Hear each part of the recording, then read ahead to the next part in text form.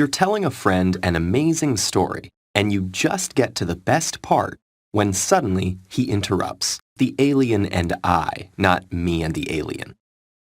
Most of us would probably be annoyed, but aside from the rude interruption, does your friend have a point? Was your sentence actually grammatically incorrect? And if he still understood it, why does it even matter? From the point of view of linguistics, grammar is a set of patterns for how words are put together to form phrases or clauses, whether spoken or in writing. Different languages have different patterns. In English, the subject normally comes first, followed by the verb and then the object, while in Japanese and many other languages, the order is subject, object, verb.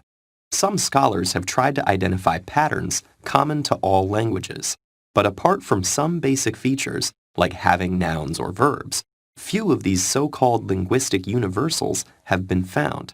And while any language needs consistent patterns to function, the study of these patterns opens up an ongoing debate between two positions known as prescriptivism and descriptivism. Grossly simplified, prescriptivists think a given language should follow consistent rules, while descriptivists see variation and adaptation as a natural and necessary part of language. For much of history, the vast majority of language was spoken.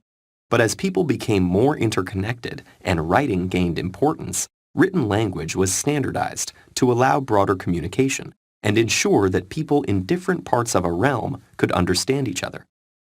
In many languages, this standard form came to be considered the only proper one, despite being derived from just one of many spoken varieties, usually that of the people in power. Language purists worked to establish and propagate this standard by detailing a set of rules that reflected the established grammar of their times. And rules for written grammar were applied to spoken language as well. Speech patterns that deviated from the written rules were considered corruptions, or signs of low social status, and many people who had grown up speaking in these ways were forced to adopt the standardized form. More recently, however, linguists have understood that speech is a separate phenomenon from writing, with its own regularities and patterns. Most of us learn to speak at such an early age that we don't even remember it. We form our spoken repertoire through unconscious habits, not memorized rules. And because speech also uses mood and intonation for meaning, its structure is often more flexible, adapting to the needs of speakers and listeners. This could mean avoiding complex clauses that are hard to parse in real time, making changes to avoid awkward pronunciation, or removing sounds to make speech faster. The linguistic approach that tries to understand and map such differences without dictating correct ones is known as descriptivism.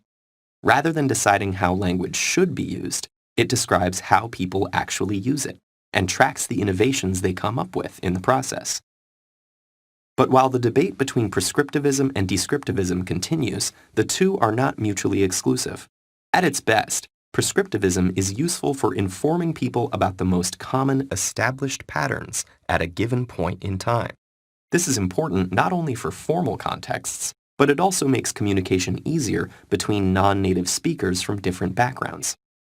Descriptivism, on the other hand, gives us insight into how our minds work and the instinctive ways in which we structure our view of the world. Ultimately, grammar is best thought of as a set of linguistic habits that are constantly being negotiated and reinvented by the entire group of language users. Like language itself, it's a wonderful and complex fabric woven through the contributions of speakers and listeners, writers and readers, prescriptivists and descriptivists from both near and far.